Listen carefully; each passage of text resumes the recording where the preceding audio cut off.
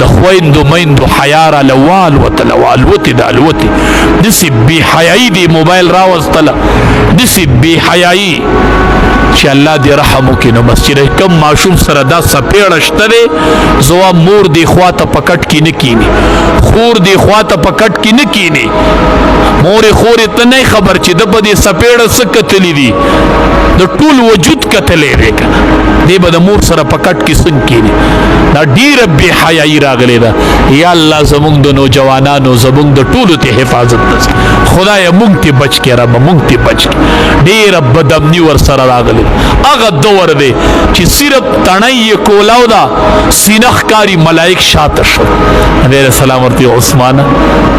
سینه دې پټه که ملایک شاته شول تا نه حیا کوي تا نه حیا په لاره به روانو ملایکو به حیا کوله داسې پاک دور ما وی چې زما لور ته به د ده نه غوره څنګه میلاویږي چې لږې ورځې تېرې شوې نبي کریم صلی الله علیه وسلم ماته وی عمره رضی الله تعالی تا چې د کمې لور متعلق ویلي او حفصه رضی الله تعالی تا چې وی چې عثمان رضی الله تعالی عنه له ورکومه هغه لور دې ماله په نکاح راکړه وی الله مې د لور نه د مؤمنانو مور جوړه کړله ما ته څه پته وه دا ته نن چاته ووایه زه پلانکي سره رشته کوم خپله لور ورکوم دی بیا دا لور غواړي هغه د خولې نه وواته چې لور ورکوم بس دا بیا څو غواړي نه نبی علیه السلام ورته ته به خفه کېږې نه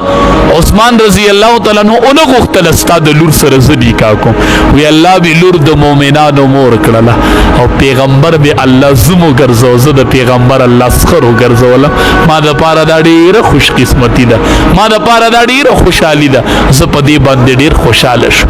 نو دا اسې خبرې دي چې دې میاشت کې نکاح تړل ټیک نه دي دا د عزت میاشت ته روجې پکې نیسو خو ته وی چې لور در کومه د وی زه به مشوره وکړم اوس راته څه ونه وي نبی علیه السلام ورته عمره رضی الله تعالی عنه ته مه خفه کېږه ستا لور ته به الله د ده نه غوره ورکړي او ده ته به الله ستا د لور نه غوره ورکړي. عجیبه خبره ده نو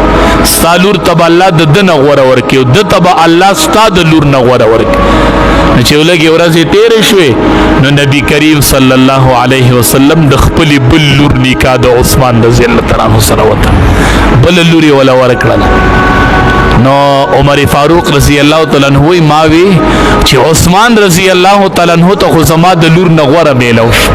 نبی علیه السلام لور یې وغوښته خو زما لور ته به د ده نه غوره څنګه میلاویږي دا خو دسی صحابي دی چې اسمان کې ملائک حیا کې دا غاړه دسی کولو وکنه نبی علیہ السلام ورته عثمانه غاړه بند کا ملائک شاته وړېدل تا نه حیا کې تا الله اکبر وی ملائک در نه حیا کې خدای دې خیر وکړي خدای دې خیر وکړي زمونږ د بې حیایۍ انتها شروع ده انتها حیام والوتله